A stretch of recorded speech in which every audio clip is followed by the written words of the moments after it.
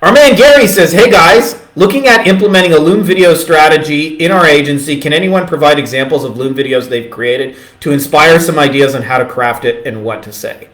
All right, anyways, next question. Our man Basil.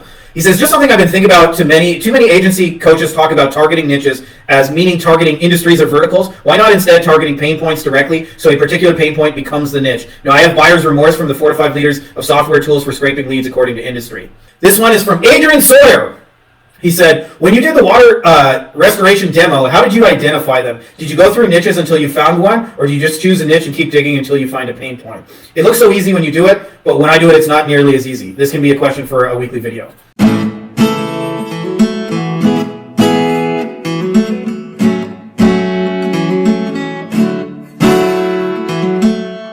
We're in. It worked. Welcome everybody. First Q&A of 2025. It's been a few weeks. I've been missing you guys. Missing your questions. Missing being the old man yelling at the cloud. Rambling about growing an agency. I know it's a challenging thing, I think, because for I want to say 15 years, I didn't know very many people doing this, and so it's not a lot of people you can ask questions to that actually understand what you're trying to do, why you're trying to do it. Certainly friends and family are not among them. I think my mom died about a year and a half, 2 years ago, and I think up until the day she died, I was still struggling to tell her what I did for a living. And that's most of my family, so I'm sure you guys can relate, and that's what makes these things awesome. Couple little quick announcements. We have one spot left for our mastermind in person in 10 days. If you want to make an awesome last minute trip, make some money, have a good time, get to hang with me personally, some other smart people who also get it, shoot me a message, and I will give you that old last spot, and it'll be amazing and life-changing. Second thing is I'm making some core updates to the Wolfpack Mastermind, so we're going to be doing a whole new offer in the next 2 weeks for what we plan to do going forward, and I think you guys are going to really love it because I just keep trying to make shit better, but you guys are going to be on the lookout for that. If you've been thinking about taking your agency to the next level, and more specifically your income and lifestyle to the next level, then we should probably talk before we fill up. Anyways, you guys can check out details of that for now at beyondagencyprofits.com/Wolfpack, and I will put in more details. Anyways, let's get into the good stuff here. Ladies and gentlemen, boys and girls, children of all ages, Frankie Fihn proudly brings to you the first Q&A of 2025 with the golden dad guns. Quit acting like you're not impressed. All right, let's get into your question, guys. You guys are building cool stuff, and I don't want to leave you hanging. I apologize in advance. I'm sure I missed some of your questions. In fact, I know I did. But for brevity's sake, because we've been off for a few weeks and it's been Christmas and I've been kind of in family mode, I want to make sure that I don't answer 3 hours of questions and make you guys have to watch a 3-hour recording. So you guys can always just ask those again. So anyways, hey Frankie, question about pricing. What are your thoughts about charging a fairly low base price then doing performance-based for both ads and SEO? 10% of the money we make them. Do you have anyone doing something like that? The company soShallWe does performance-based for their ads. They do 5K base, then 10% of any money they make them. That way it's a win-win, and they are always pushing to make them more money. 5K is their base, not making any money, so they have a high incentive to make money since that is how they get paid. All right, so I think this is a loaded question, okay? So I'm going to try and give you as much nuance as humanly possible. So the first thing is, if you ask most people, should I do revenue share deals? The consensus is going to be overwhelmingly, no! Don't do that shit. You're going to get ripped off. You're going to do all this work. You're not going to get paid. You're going to depend on clients to close who suck, okay? And I'm here to tell you that if you know how to pick partners, everybody who's saying that is mistaken, because the people that are in my world who are doing the most amount of money with the most amount of leverage are all doing it on performance-based partnership deals, okay? So we're going to talk about that, what it is, in a second, but I believe you go through 3 levels of your agency. There's the poor version, at least what I would consider, when I was poor, My mentality was like anybody with a credit card. That's the first stage you go. As long as they got a credit card, a dentist, a doctor, a lawyer, doesn't fucking matter. Just pay me money and I'll do whatever you need me to do. And there's a lot of pitfalls in that. Mostly, like, you end up with crazy clients who probably shouldn't be marketing clients, not just of you, of anyone, because they have too many other existing holes and they're not set up for the kind of stuff we do. Then you reach a stage where you become more selective and you, like, charge a good, solid retainer. And I think that's the middle class version of running an agency, where you, hey, I won't work for less than $3,000 a month. No, we will not lower our fee. And you're very particular about getting the right people. There's a third stage past that. This is the stage we're in right now, which is why I don't talk about it as much, because it's confusing for people. But I do kind of go into some of the details in book 2. But it's when you start doing partnerships deals and you're paid for the value you produce for other people. Now, the biggest pitfall with that is twofold. One, you can do work and waste a lot of time putting in effort for a client. And two, not get paid. And so that's the biggest reason people don't do it. So the antidote to that is twofold. One, you have to know how to pick the partners. Have to. If you get this wrong, it doesn't matter what tracking you have, it doesn't matter what contracts you have, you're not going to get fucking paid a cent. Secondly, I mentioned that you have to know how to pick the partners, and the other detail is, I forgot. I don't know. My tired dad brain forgot. But I'll tell you the most important detail is actually knowing how to pick the partners anyway. So let's just ramble on that for a second, okay? Marketing works when it amplifies something, or marketing works way, way better when it amplifies something that's working, not when you are the savior. So revenue share deal is a terrible fucking idea when you're coming in to save a business that can't close leads, that's never really had success with it, that doesn't know how to answer the phone, that doesn't have a sales process. You're going to run. Oh, I was going to say manage the risk. That's the second thing. How do you manage the risk?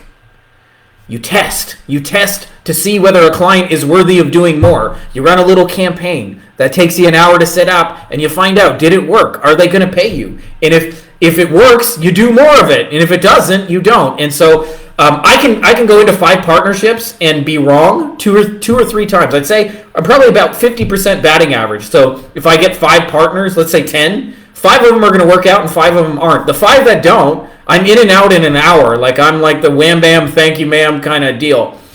The 5 times it works, we do tons more. And, you know, it's pretty amazing when you get, like, recurring checks from partnership deals you set up that are far in excess. Like, we just had a guy in the Wolfpack who had a $1.4 million week, not year, week, with one client, and it was a partnership deal. So I always laugh when people say, like, don't ever do a partnership deal. Yeah, I shudder to think if he had offered that as a $2,000 a month service instead of a $1.4 million revenue share deal. So that's the math of it when you're right.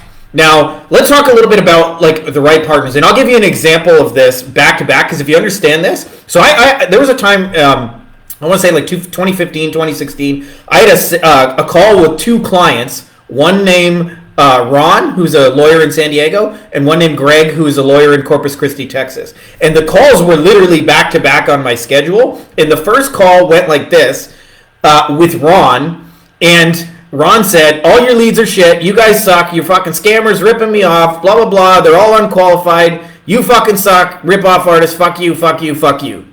Great call, by the way. Next call with Greg, I'm expecting the same thing, because we're like literally running the exact same system for Greg. Greg proceeds to tell me that you guys are the best leads we've ever had. They're the cheapest. We ran the math. We're signing cases for like a couple $100. You guys have a blank check. Go spend as much money as you have. We love it. Keep doing it. Keep doing it. Keep doing it. And I sat there and thought about, like, I'm running the same system for both these guys. How could it have been so opposite, those 2 phone calls? Like, it literally, like, messed with my day, because I got yelled at and told I'm a piece of shit on one call for what I created, and then the second call, like, you're the hero, you're the savior, everything you're doing is awesome, you have the Midas touch. Like, what the fuck? And I started to think about it, and it had more to do with the clients than it did to do with us and our system. So Ron was a single solo lawyer. He answered his own phone, badly, I might add. Didn't really have a sales process, didn't know how to close. Didn't have somebody to answer the phone when he was in court and things like that, or meeting with clients. So he mostly didn't answer his phone half the day. And of course, all our leads are bad. Greg, on the other hand, had a team of 6 people. They had a CRM. They were trained on consultative selling. They had a script. They followed up with people 6 times. They knew they had to call back email leads within 3 minutes. And they reviewed every week, every call, the numbers, and worked on continuously improving the process. Pretty obvious why one of those succeeded and why one of those didn't, right? So I say this to you because revenue share deals work when you have clients like Greg that already know how to close, that already have their shit in order. And this is also true if you want to make money long term and you still want to do, by the way, retainer model. It's still true. It's still true that the clients who have their shit together are going to stay and pay you for a lot longer. It's just more obvious in a revenue share deal, because if I had done a revenue share deal with Ron, we'd be throwing up a 0 on the scoreboard. If I had done a revenue share deal with Greg, which I did, and I was still all retainer based those days, it's probably a couple $100,000 a year deal. Same exact fucking deliverable. Like literally same ads, same targeting. Like you got it. It's all the same. So I say that to you guys because if you want to do partnership, I believe that when you graduate to the highest level of the agency game, you do partnership deals where you own stuff. Why does being an employee suck? If you 10x a company, does your salary go up? Maybe you'll get like a 5% raise, but probably not, right? If you own the company and it 10x, what happens? You get a cut of that, right? So this is why I say marketing works better as an amplification tool, and this is no more obvious than in revenue share deals. And you have to protect yourself by knowing how to pick people. In other words, people who have their shit together. And I'll give you the biggest cheat code I have for that. Ask them what CRM they use. If the answer is, what's the CRM? Then they don't have an organized sales process. If they do, even if it's not perfect, they have some semblance of a sales process, and they're tracking it and they're measuring it, and that's usually a good starting place. So if they give you an answer, any answer, by the way, it doesn't matter. We use Clio, we use MyCase, we use Needles, we use Salesforce, we use HubSpot. Doesn't really fucking matter. As long as there's an answer and they can tell you what the numbers in the system are, that's a good sign that they have their shit together. So I say that to you guys because too many people think revenue share deal is a terrible idea. It's actually the greatest idea ever invented, but there are a lot of risks involved. And if you don't know how to manage the risk in terms of choosing the people and managing the risk of the time and energy of not getting paid. And I'll tell you the biggest question people ask me about that is how do you track it? And they always think it's like a sophisticated technological solution, but you just create an offer that's unique. So like, for example, like if I did this for a pizza place, I might like get 2 large pepperoni pizzas and a crazy bread and a large drink for $24.99. And everybody who comes in for the $24.99 NFL playoff special or whatever, like they had to come from me because I created that offer. Like literally 100% of the buyers came from me, right? So it's so much easier than most people make it. Anyways, I wanted to share that with you guys. And by the way, it's sometimes Facebook does this. I don't see your comments. I don't see anybody on this live. And then I go and I see the replay and you guys were there. So it's one of those deals right now. So if you guys are saying shit, I don't see it. Tough break, but I'll do my best to answer your questions in the comments after or add them to next week's schedule. Our man Gary says, hey guys, looking at implementing a Loom video strategy in our agency, can anyone provide examples of Loom videos they've created to inspire some ideas on how to craft it and what to say? All right. I'm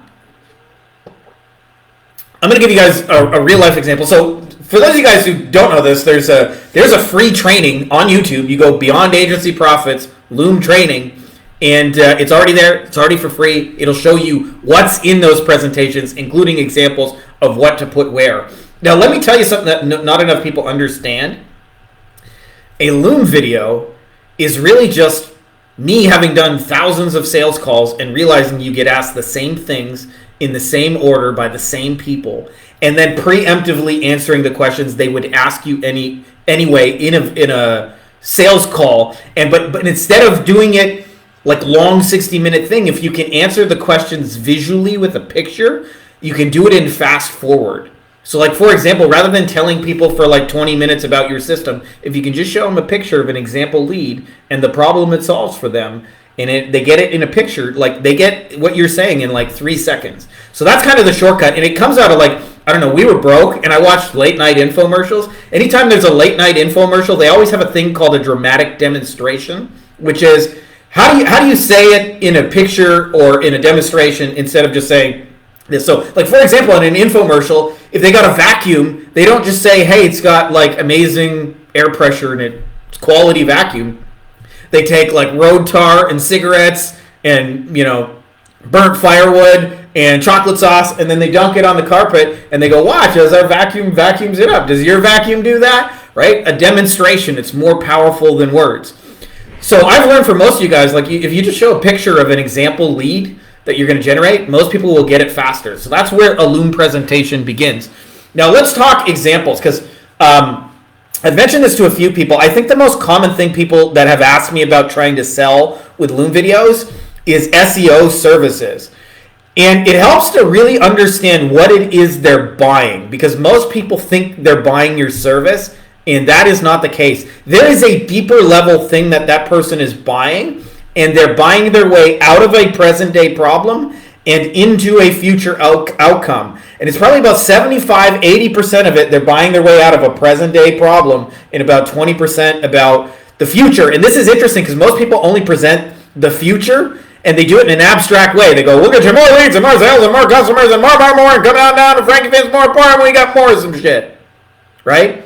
It's an undefined future, so they present the future and they don't even present it well. Right? Like, well to me is the specifics when I say, hey, our average client gets 50 to 100 water damage category 3 flood job phone calls every month. So like 1 to 3 a day, every day. Does that sound like something you're interested in, right? It's not just this undefined more. It's specific about what they're going to actually get. But nonetheless, most people miss the detail that actually matters most in the Loom video is what they're buying their way out of. So if what you start a Loom video with is showing them a result, and sometimes either directly or indirectly, like, this is a problem it solves for you. And most people, by the way, don't know their market's problems, which is why they can't create Loom videos that sell, which is why they can't make sales presentations that sell, because they're buying their way out of their problem, not into your solution. I know you guys got good solutions and they're cool, but they don't care about that. They care about their present day problem. So let me give you the easiest thing to sell for those of you guys who sell SEO, okay? What they're mostly buying with SEO is the business they are losing today to a specific competitor, usually one they know by name and hate. So before I get balls deep into the video, I'd say, hey, this is you. You're number 4 for this keyword, and you're losing all that business to ABC Restoration, who's probably getting 100 phone calls a month that you could be having if you were in that spot. And the reason they're getting it is because they're better optimized than you, and they have more reviews than you do. Right? Now I've created a present day problem. You're losing money right now to those fucking assholes down the street who are half the contractor you are. And then, as an outcome, what does your SEO service look like in 6 to 12 months when it's finished? What happens in terms of the client? What sort of phone calls do they receive? What sort of inquiries do they receive? From who? About what? Right? So if you begin your presentation there, I'm telling you guys, you're 70 to 80% of the way to the sale right then, right there in about 5 seconds. I know that's hard to believe because most people struggle so hard to sell their services. But I'll tell you why most people struggle so hard to sell their services. They're talking about the wrong thing to the wrong person. The wrong thing, by the way, is you. And the wrong thing to talk about is your service. They're literally never buying you or your service. And they're always buying solutions to their problems, things they don't want to do, shortcuts they can take, right? So even when you present your service, you're presenting it in the context of these are problems it'll create, these are problems it'll solve for you, these are outcomes it'll create, these are the reasons why you want to do it, this is how it all works to get you that outcome, this is how much it costs, this is what you need to do in order to get that outcome, this is what you have to do as part of that process. And the other thing is, the second slide in a Loom video is we're articulating what they need to do to make it work, right? This is counterintuitive to what most people think, but our services do not work for everybody. So if, like, I was doing this with SEO, if I want somebody to be successful with my SEO solution, they probably need to do two things. One, pick up the fucking phone! For real. People are going to call you. Pick it up! Right? Don't buy this shit if you're not going to pick up the phone. Two, you need to get reviews. Like, it needs to be your life's fucking mission. Every time you do a job, ask those motherfuckers for reviews. If you ain't going to do that, don't buy this shit. So, if you can do that, I promise you, you guys are like 80% of the way to the sale in like 10, 15 seconds going, here's a picture of the problem you got, here's the outcome it'll create, and this is what you need to do, these two things to be successful. Pick up the fucking phone! Get some reviews. He's got to have more and better reviews than them. Can you do those things? Then yes, this will work for you. And by doing so, we also get very clear on who our shit's for and who it's not for. So I'm happy to give you guys like endless examples of Loom videos, but the challenge with it, like always for me, is that like motherfuckers just copy it without understanding how to create them. And the magic of it is if you know how to create them, you can sell endless amounts of shit. And people ask me every goddamn fucking day of the week, like, do you think my shit could be sold by video? Let me tell you some facts that are not just like related to me. When I say we, I mean like people in our community and our Wolfpack members and things like that. We have sold like in 150 different fucking niches through video. So like your people are fucking different. In fact, I would argue they actually prefer to be sold by video for one simple reason. It's less time and headaches for them. Schedule a 60-minute call and talk forever, or just watch this quick video and tell me thumbs up or thumbs down. Right? That's 55 minutes of time I don't have to spend with you being fucking sold. Right? It's more appealing to be sold that way by video. And it's better for you because once you do, you don't have to be making all these calls and presentations. And the video does the sifting and sorting for you about who's qualified. Okay? 150 different niches. At least we've sold services. I've sold houses with Loom videos. You would think you can't sell a house sight unseen, and I'm here to tell you, you're fucking wrong. You can sell a house with video. Here's what else you can sell with video. A car. Masterminds. Retreats. Coaching. Consulting. Equity deals. Partnerships. And of course, all the things you guys are trying to sell. SEO. Pay-per-click. But what you can't do is talk about you and your service. This is a counterintuitive thing, but everybody thinks a Loom video is telling people what your service is, but it's telling people what problem you're going to solve, what outcome it's going to create, who it's for, how it works, how much it costs, why the value is more than what it costs, and what you need to do to get it. And again, I make it sound easy. It's not easy. It's simple. Okay, simple is an easy or different. Simple means it's not complex. But you really have to nail those details. But I'll tell you, you have to nail those details in sales calls if you want to make sales consistently. What a Loom video forces you to do is to get clear on those details before the video, before the presentation. So anyways, I'm rambling a little bit, but I just wanted to share that with you guys because sell your shit in video. It's better for you. It's better for clients. And people always ask me, what are the conversions though? Because I'll tell you, like when I used to do sales calls with attorneys specifically, like I'm an 80% closer, 80%, sometimes 90%.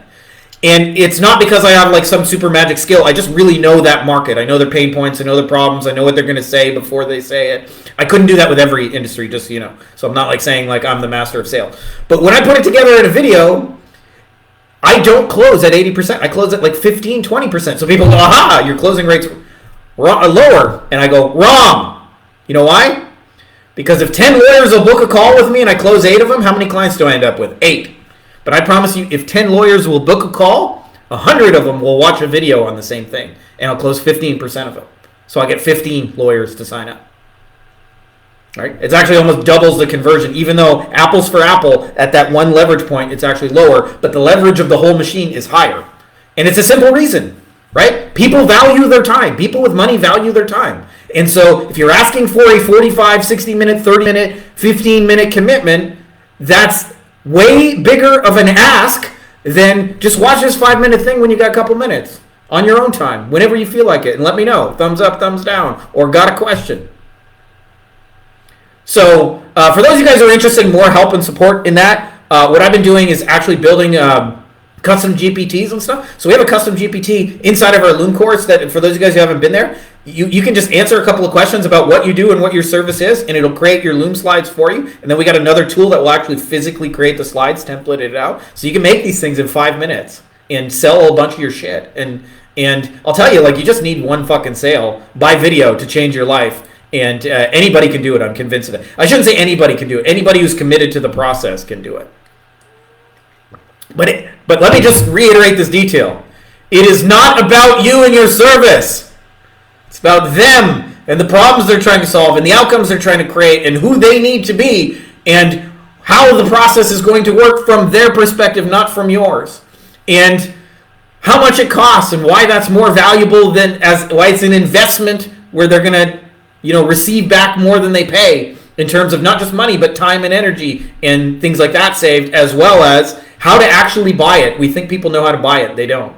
They don't buy your agency services all the time. Everybody's got a different process. Some want PayPal, some want Stripe, some want ACX, some have this onboarding, some want to do an onboarding call. They don't know how to buy your shit as much as people think. So you also have to spell out in a video, like, here's how you buy it. All right. Anyways, next question. Our man Basil. He says, just something I've been thinking about. Too many agency coaches talk about targeting niches as meaning targeting industries or verticals. Why not instead targeting pain points directly so a particular pain point becomes the niche? Now, I have buyer's remorse from the 4 to 5 leaders of software tools for scraping leads according to industry. So I think most people misunderstand what the purpose of a niche is and therefore make this way harder than it needs to be. So yes, a niche can be a vertical. Yes, a niche can be a pain point. Yes, a niche can be an affinity. Like we got Joseph in the group, who he works with cannabis businesses of various kinds. Some sell physical products. Some got dispensaries, things like that, right? Like, but they're all like stoners. He's a stoner. He likes working with other stoners. I've seen like Christian entrepreneurs where you only want to work with Christian-based business because you're a Christian-based business, right? So I don't want you guys to be locked in the idea that you have to pick a vertical, okay? But let me tell you why you're doing it. Because most people misunderstand this detail. And to me, picking a niche is a 24 to 48 hour decision. And instead, people make it like a fucking 9-month, oh my God, the stakes are so high. If I pick the wrong one, I'm fucked over royally for life. Okay. Reason number 1 to pick a niche. So your messaging says something specific. I'm going to use a middle finger, actually. I'm not shooting you guys the finger. I just felt like shooting the finger today. Stone Cold Steve Austin. Okay, reason number 1. So your messaging says something specific. Reason number 2. So your deliverable becomes repeatable. Right? In the beginning, all McDonald's sold was burgers. Like, you look at them now, they got like 50, 100 menu items. In the beginning, you got a fucking hamburger. Why? Because it's real easy. Like, they had to build a complicated system to make that burger, but they get to reuse that same system to make the second burger, the third burger, the fourth burger, right? The 18th burger is the easiest motherfucking burger they ever made in their life. It takes 3 fucking seconds, right? That's what you want, is to be able to deliver an outcome to a hungry prospect. Here's your burger quickly, okay? So people, I'll tell you the biggest confusing thing. People think if I pick the wrong niche, there's no money in it. I'm here to tell you, every niche has money. It's a spectrum. There are $100 million roofing companies and broke alcoholic roofers. There are $10 billion software companies, and there's a motherfucker working out of his garage who doesn't have 2 nickels to rub together.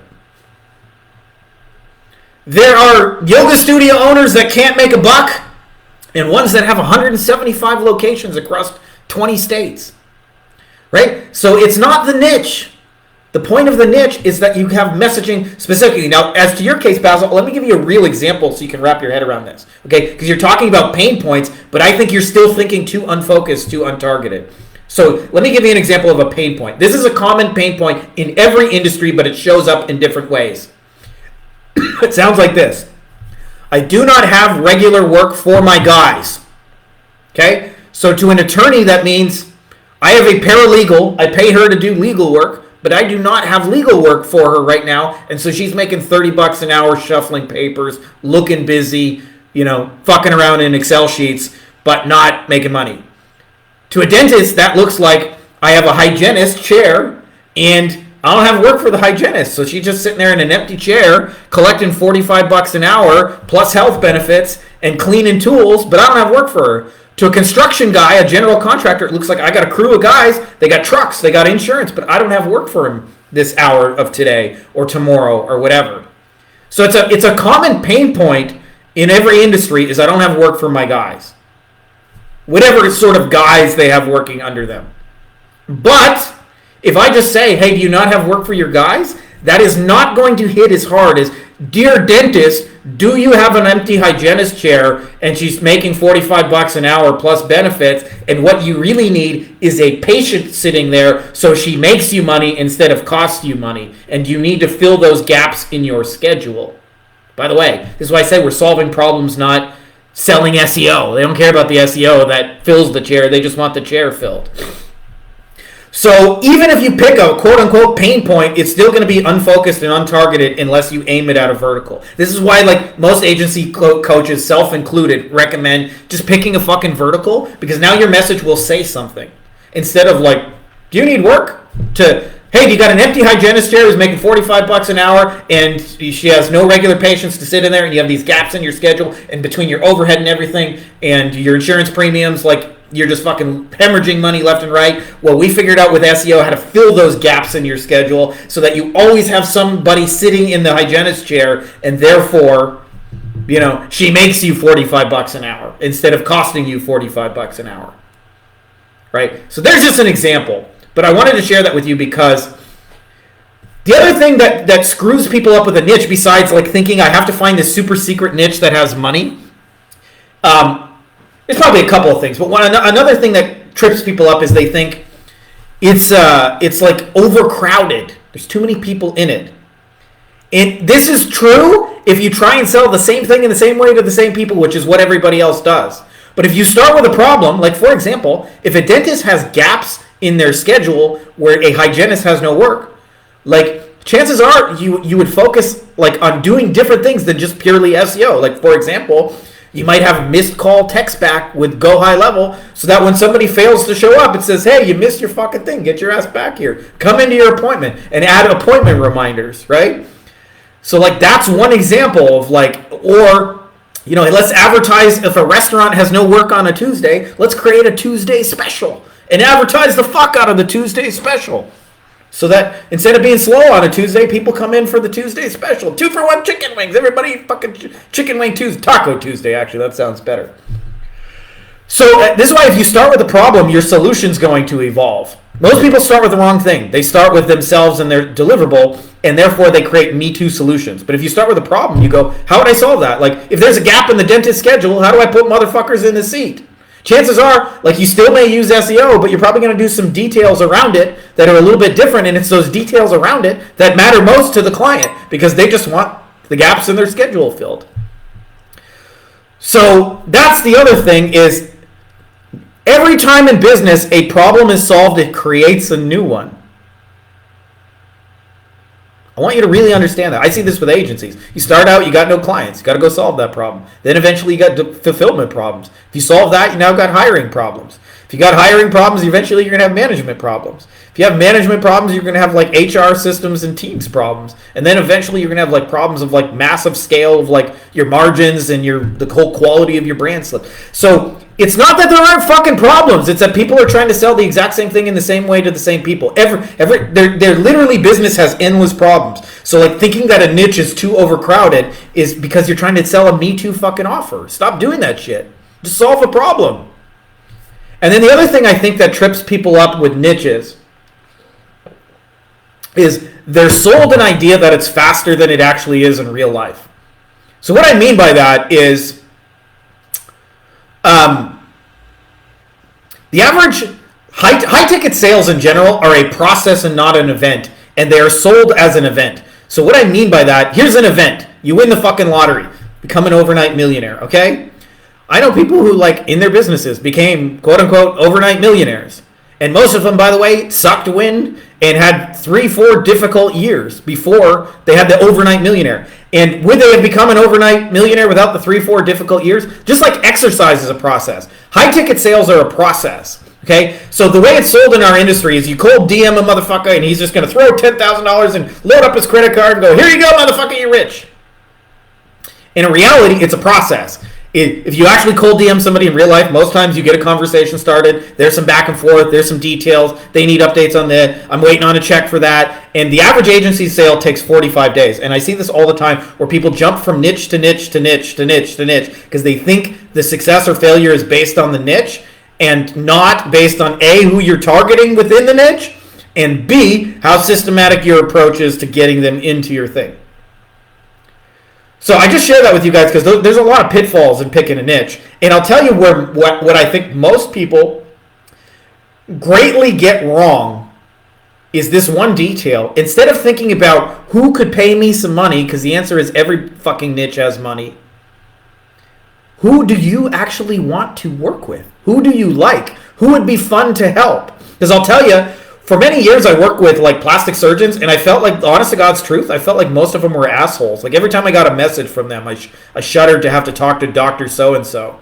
I'll tell you, like now that I work a lot with you guys and different partners I have, like every time I check my phone, I'm like, hey, that's so cool. So-and-so is messaging me. I'm excited to hear from you. Man, it makes it a lot easier to grow a business when I want to hear from you. I want to hear what you're up to. I want to hear what's working. I want to hear what's not working. I want to see how I can help.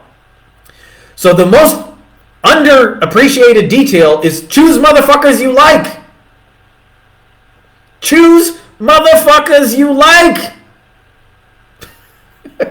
That like helping them is fun. That you're like, I can't believe I get paid to work with these motherfuckers. Because people just think like, I wonder who could pay me, blah, blah, blah. No, your niche is not too saturated. You're just fucking selling the same shit in the same way. Start with the problems. Just pick a fucking niche. It doesn't matter which one. There's only really 4 broad niches anyway. You're either going to sell brick and mortar, aka local businesses.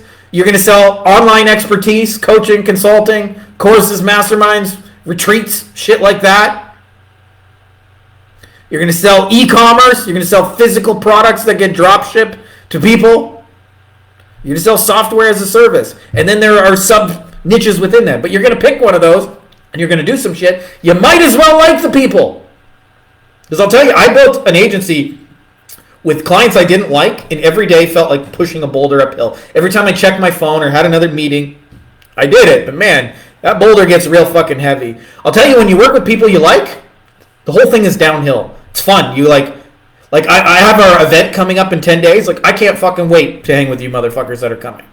Right? Like, I'm like, I can't believe I get paid for this shit. Like, I get to mastermind, hang with fucking legends, party on a boat, you know, have campfires, have deep, meaningful conversations, share tools, build shit, forge friendships, and like, I get paid for this shit. And we're taking a boat to fucking a world famous beach. We're swimming with whale sharks. Like, this shit is unreal. All right. So anyways, just wanted to share that because, like, pick a niche so your messaging is on point. And pick a niche so you can reuse your fucking hamburger from one client to the next. That the hamburger machine you build works for the next person who's hungry for a burger. That's it. That's all there is to it. So, like, it's a 48-hour decision. Who would you want to do this shit for? And go with your best answer of today. Don't make it like this 20-hour fucking decision or this 20-month decision.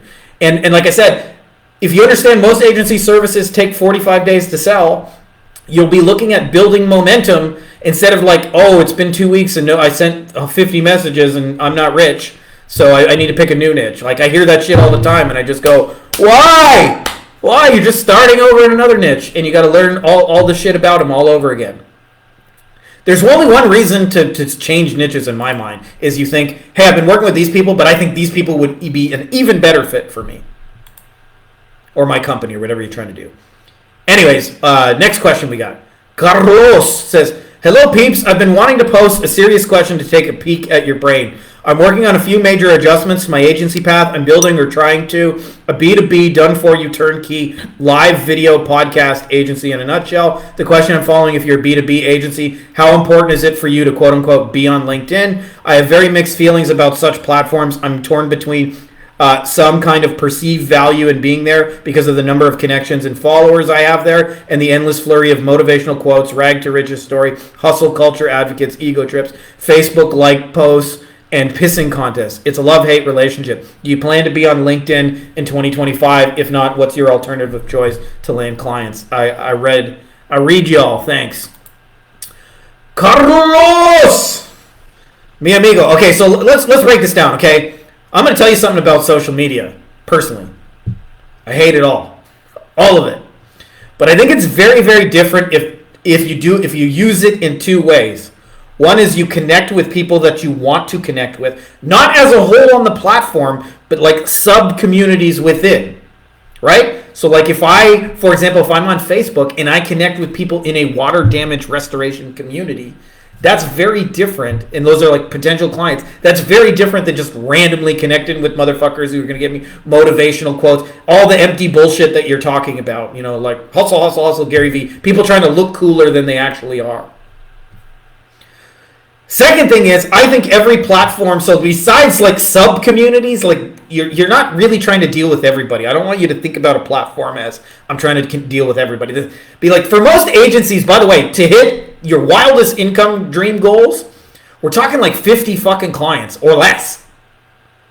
100 if you're super fucking crazy. The biggest agencies I know still have less than 1,000 clients. So you don't need like, this is not Starbucks where you're trying to get 1 million people. It's better to focus within a few like communities and places you want to be part of. Second thing, every platform is different if you use it as a producer versus a consumer. So if you're the one making the posts and creating the shit and putting stuff out there, you're going to have a very different experience of the platform than if you like go there to consume. I view this like, back in the day, they had all these TV stations, and only certain people who like got approval from like NBC or CBS could like publish their show. But on social media, any motherfucker who's got something to say can publish their shit. So I say use that to your advantage. Like, to me, one of the things that's changed about social media is I do 10 times as much producing on it as consuming. You're watching it right now. Like, I'm producing content for an audience of people, right? So to me, it doesn't really matter who's making stupid posts and saying stupid shit. I'm just in my own little bubble talking about my own little shit, and whoever wants to pay attention to it can pay attention to it. Oh, by the way, I should mention this again. Just I don't always see the comments here. Today is one of those days. So if you guys are saying shit, I'll see it after. But sorry, bros and sisters, not seeing it. So anyways, the other thing I would say is be careful of falling in love with your deliverable and fall in love with the people you help. So in your case, like you mentioned, I got a video podcast production doohickey, and we've talked about that sort of offline and separately. But nonetheless, that's a hammer. That's a thing. Nobody's ever going to wake up and say, what I need is video podcast production. But what they do need is, like, think about the problems they're trying to do. They're trying to connect with that CEO. They're, trying to get their message out there. They're probably either not tech savvy or don't want to deal with the headaches of it. They probably are extroverted and just like having conversations with people. They like doing interviews and sharing value and things like that. And they like using it as a tool to get their foot in the door with like industry heavy hitters. Like, focus on those things, not on the, hey, we're a video podcast production agency, we make video podcasts, because nobody cares about that. But what if there was an easy way to connect with that CEO, and it's just like, hey, we want you to be a guest on our podcast because we think you're awesome. Like, that's a way easier foot in the door than like, hey, do you want to buy my shit in this LinkedIn DM that you didn't ask for? So really think about like what it does for them. And if you're not sure, by the way, ask ChatGPT. I got this video podcast agency. Tell me the problems it solves for this market, and tell me the outcomes it creates. Tell me what it makes easier in their life and so forth.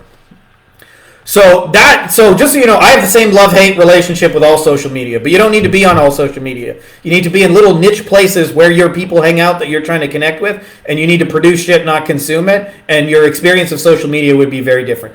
Like, I just ignore all that shit. I'll tell you, like, in the agency space, the thing I hate most is the hypey income claims of, like, 0 to fucking 10K with 6 DMs and, like, cold call, and I just got a fucking $12,000 website. I feel like it paints a fake picture for beginners, that it's easier than it actually is.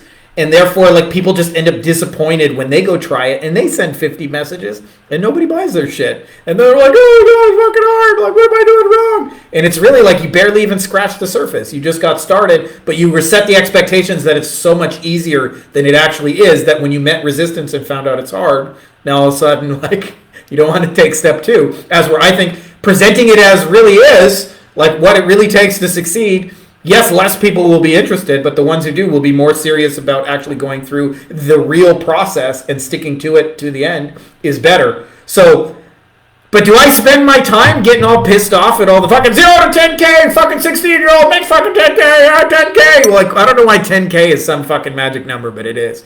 Is it 0 to 10K, look at me go 0 to 10K with 6 DMs. Like, I hate all that shit, but I don't really care because I'm busy producing my own shit. Right? So I'll tell you, like, I just tell you that, don't worry about what everybody else is doing on LinkedIn. Worry about what you're posting. And by the way, the more everyone else does this, in my opinion, badly, the better for you. Because you'll actually say something different. And it lands so much harder when you're saying something different. Like, everybody else is like, cold DM motherfuckers can get on a call. Cold DM motherfuckers get on a call. And then Frankie Fihn says, like, bring them to you and close them through video. Like, doesn't that just like, holy shit? Right? Because it's different. Right? So, like, embrace the fact that your shit is different. Not like, because the other thing is you'll feel like you have to produce content like those dipshits do and you don't. Or you feel like you have to produce messaging like they do and you don't. Right? Like, embrace your fucking different. All right, we got time for one more, and then I'm going to go back and realize I missed a bunch of comments and questions because Facebook is not showing to me. This one is from Adrian Sawyer. He said, when you did the water restoration demo, how did you identify them? Did you go through niches until you found one, or do you just choose a niche and keep digging until you find a pain point? It looks so easy when you do it, but when I do it, it's not nearly as easy. This can be a question for a weekly video. So just so you know, to your question, yes, I made it look easy. I've also been doing this 20 years, so I don't want to like I didn't say 20 years, like 17, 18 years. I'm going on year 18 now. So I've been doing this like almost 2 decades, right? So like, you know, just because it looks easy, like, you know, if you ever see a BMX like stunt bicycle rider, like the dudes who go up the ramp and they do backflips and they land on a hill, you go, oh, it's easy to ride a bike. And then chances are, if you go try and ride a bike and it's your first time, you'll fall like 100 times in a row and go like, it fucking sucks, right? Like, right? That's how most things are. So you're seeing me 18 years into it able to do 15 backflips, okay?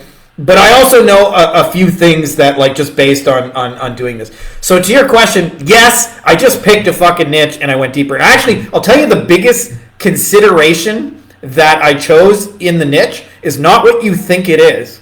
I chose a niche that I literally knew nothing about. And the reason I did that is because I didn't want people to come back and say, oh, but like if I, like say I chose divorce attorneys, right? Well, I already know a lot of attorneys. I have connections to that industry. People know me. I know other people. Like there's shortcuts I have available to me. So my actual biggest consideration in picking water damage restoration was that we were actually doing a Loom training and somebody brought up the niche like 2 weeks before. Elaine brought it up. I'd never heard of it before then. Like literally 2 weeks before, I'd never heard of the niche. Like, what do you mean water damage? What the fuck is water damage restoration? Right? And so I picked it because I knew no one, and so I knew I was starting from zero, which means I don't know anybody in the industry. I don't know their pain points. I also don't know their industry language. So like I wanted to like, I'm at absolute fucking zero, at least in this industry. And I know it's not that hard to reverse engineer because again, like simple and easy are different. It's not easy, but it's simple. Like I know it's like not that hard to identify who the top players are in the space. I know how to connect with them and things like that. So yes, I went deeper on the pain point. Let's talk about how to do that because I think this will be useful to you. And there are really only 2 ways to do this. Okay? If you want to find out what pain points they got, I really only ever found 2 ways. Research, ask. Research, ask. Okay? So what I mean by that is research is, this is an important thing to understand. Your industry, your niche, your people are already having conversations. Okay? It's not a question of are they having conversations, it's a question of are you listening? And the beautiful thing about the internet is it ain't fucking hiding. It's right there in plain sight. So for me, I like to join communities as one of my first research tools and also to Google existing communities and conversations. So I'll tell you different tools I use for research. Reddit, Quora, Amazon, Facebook communities, LinkedIn communities. It really just depends on where they are. And I'll tell you what I'm looking for when I go into those details.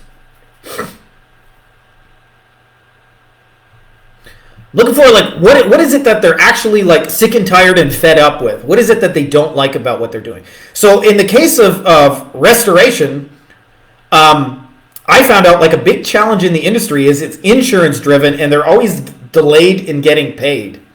Right? Like, you do a job today, then the insurance company, like, nickels and dimes you for, like, 4 months, and you're waiting on a check for, like, 4 months. Like, that sucks.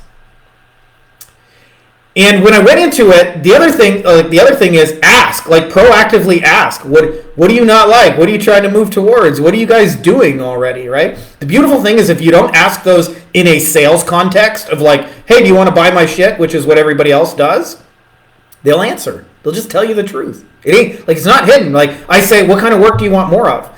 And they said, I wanted residential category 3 flood jobs. I said, why? I said, because those are the highest paying jobs that we get paid the quickest on. That makes sense, right? Like, if you want to earn the most amount of money and get paid the quickest, that's the kind of work that achieves that. And so I started looking, right? Like, how do you get those jobs now? And they basically told me, like, 4 things. Said 3 different types of referrals. The details of that don't matter. And they said SEO and pay-per-click. So that's why we created an SEO and pay-per-click solution. Why? To get you residential category 3 flood jobs. Why? Because that's the work you get paid on, the highest paid work you get paid on the quickest. So really, I'll tell you, like, I did a whole training on our YouTube channel. If you guys search Beyond Agency Profits, Unfair Sales Advantage, the video is called Unfair Sales Advantage Beyond Agency Profits. It walks you through how we do this, but it's basically just a search. I go to Google, I type in Reddit, what's the hardest part about blank? What's the hardest part about running a restoration company? What's the hardest part about being a dentist? What's the hardest part about, running an e-commerce store? They'll tell you. And the beautiful thing on sites like that, what happens when somebody says something really insightful about the problem? Upvoted. 100 people upvoted. That's my problem right there. So to me, like, what I do is I use those upvoted comments and I, like, literally parrot it back to the market and go, how many of you guys are dealing with this? How many of you guys would like category 3 flood jobs because those are the jobs you get paid on the quickest, or the highest paying jobs you get paid on the quickest? Me. I already know it's me, because they already upvoted that before. Right? I asked and they upvoted. So this is one part active listening and one part proactive asking questions. Now, the easiest people to ask questions, if you got them, are existing clients. Existing client, before you hired me, what problem were you trying to solve?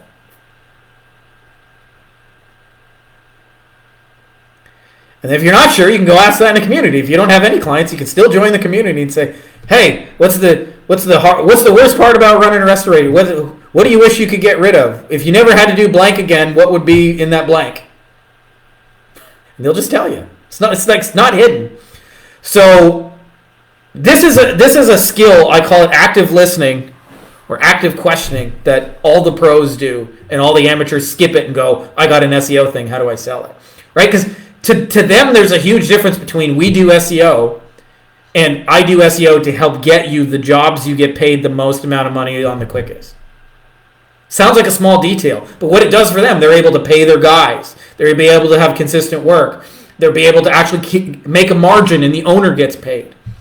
Right? It's a little shift, but the only reason we can make, that's why I say, if you really listen in on the problem, it creates 10-degree shifts.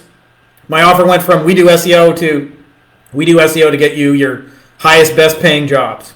They can pay you the quick, or best quick paying or highest paying quick jobs, however you want to say that.